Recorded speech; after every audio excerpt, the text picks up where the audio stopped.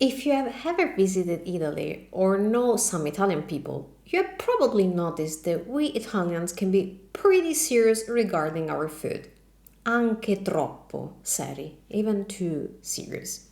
So today I want to share with you the unwritten food rules that every Italian follows religiously. And that will help you navigate Italian restaurants and dining situations like a true local. If you're new here, benvenuto, welcome.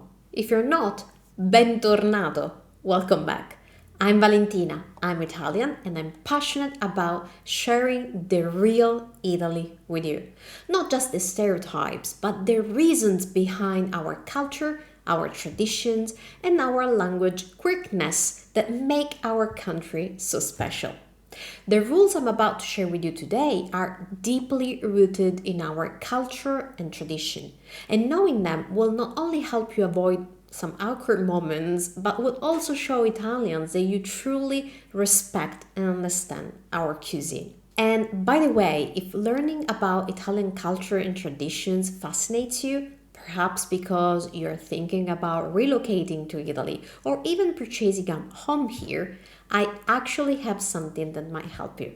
It's my in-depth guide called Living in Italy that walks you through all the practical aspects of Italian life, from navigating our bureaucracy and healthcare system to figuring out transportation, real estate processes, and understanding the social customs and cultural nuances, just like the ones that we're discussing today. If that sounds like something that you would find valuable, then you can find the link in the description below to grab your copy. Okay, now on to the four food rules Italians never break.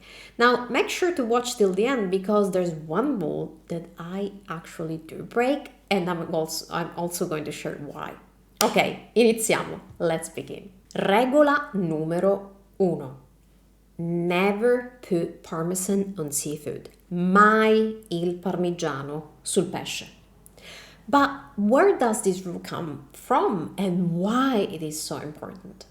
Seafood dishes in Italian cuisine are all about delicate, fresh flavors. Think lemon, fresh herbs, and a good drizzle of olive oil.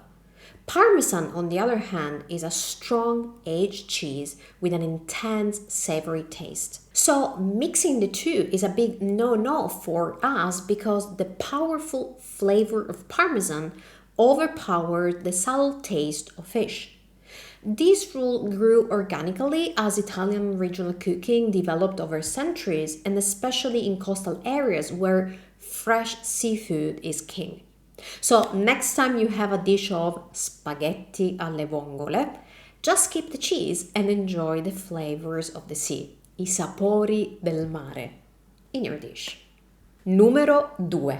Never drink cappuccino after lunch. This is probably one of the most famous food etiquette rules in Italy. But why is that?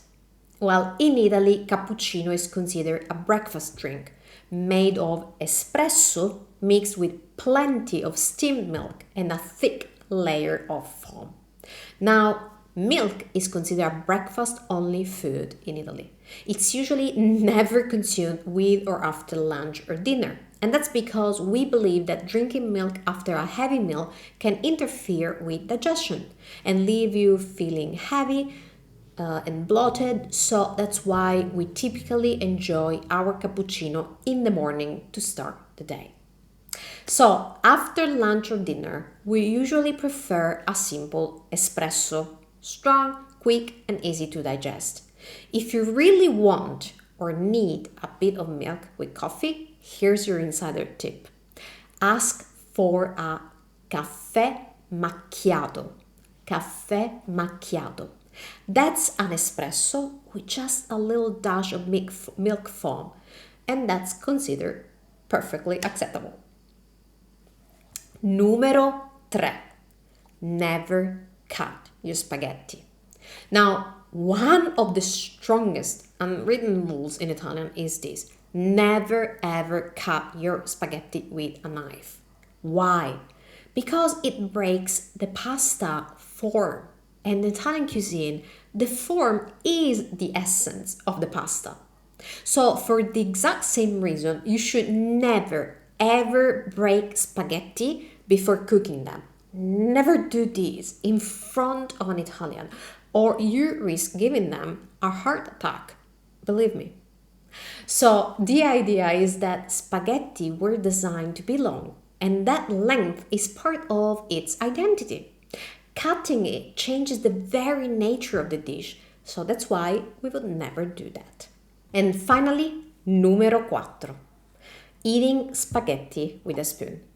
Now, what's wrong about using a spoon for eating spaghetti? Well, this one is a bit more complicated, at least in my personal opinion.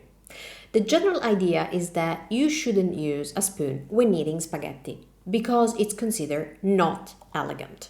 Now, this idea that using a spoon is wrong or inelegant actually started in the 70s when some Italian food journalists and etiquette columnists began promoting the idea that true elegance meant using the fork alone.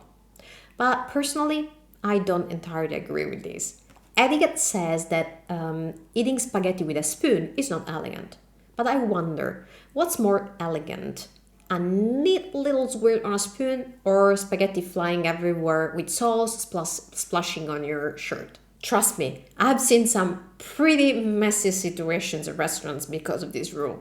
So I will tell you, I'll have a confession to make. I always use the spoon to roll up my spaghetti. And I'm definitely not alone. Many Italians do use a spoon at home.